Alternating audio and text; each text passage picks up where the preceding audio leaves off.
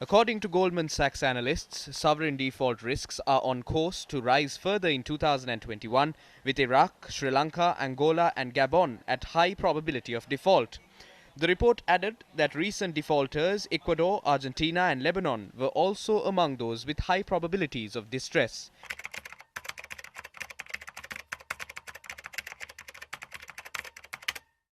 Debt distress simply means that there's a lot of debt overhang, which implies that when you look at metrics like debt to GDP, that metric is extremely high. Most analysts have projected that by the end of this year, our metric will be around 95 to 100%. So that would kind of signify debt distress. In terms of debt default, that is precipitated by a credit event. So any kind of change in the credit agreement in terms of the timing of when you're going to make the payment would be categorized as a debt default.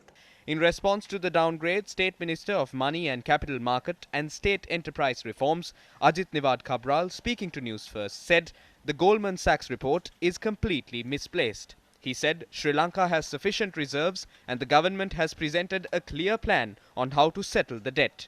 He added that Sri Lanka is well on top of the case, although there are certain stretchers, and requested investors to remain calm while assuring that investors will be protected.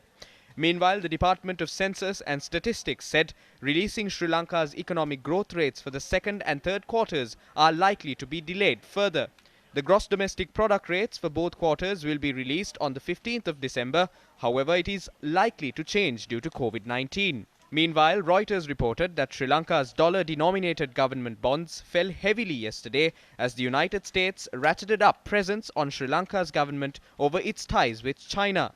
Sri Lanka's dollar-denominated bonds have seen a 40% loss of their face value this year.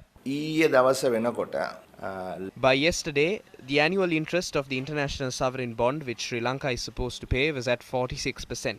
This has never happened. If one can recall, Greece was a country which had to pay such high interests.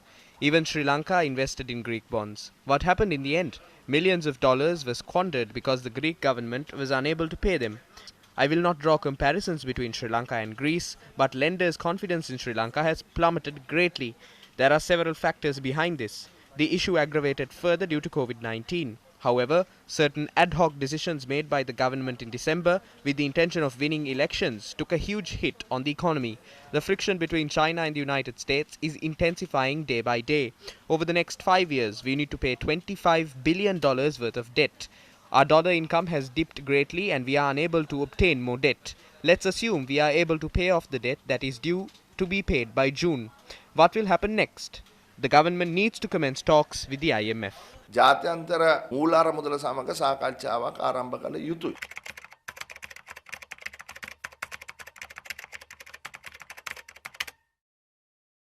If this international debt servicing becomes a problem, there's a higher chance that will also come to the domestic debt.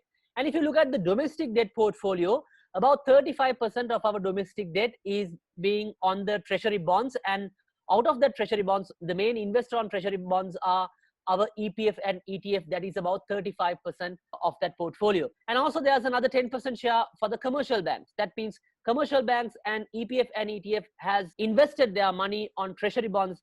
And if there's a challenge on debt servicing, if it comes to the domestic debt instruments, of course, people who have invested their money in EPF and ETF, as well as the commercial banks, will also have to bear the risk. The impact for the common man would be that their property value will go down, and at the same time, there's a higher chance the quality of life will be somewhat diminished. Since you have an external debt crisis, there will be a scarcity of dollars. And if we are not going to go in for a reprofiling, then we will have to ration whatever dollars we have in the economy, which will increase the price of a dollar. So invariably there will be a further depreciation of the currency, which means that price of imported products will go up. Second is that you will have to forego certain types of consumption. Third is that a lot of trade will get affected because the banks drive trade, and there will be a lot of international banks who will not want to trade with Sri Lanka, which will drive up the cost of financing. Finally, we will end up in terms of higher inflation.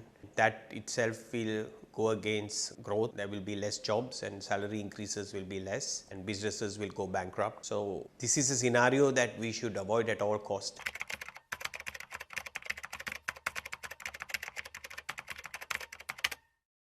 You have to make the markets believe that you're good for the money. Secondly, that you have to take concrete steps to improve your solvency through tax revenues. The most important factor is that you have to grow the economy faster, and we have to put in kind of growth enhancing policies that hopefully will get our economy to grow again at about 5%. Although we may have to take some short term action, in the long term we may be able to glide through this crisis.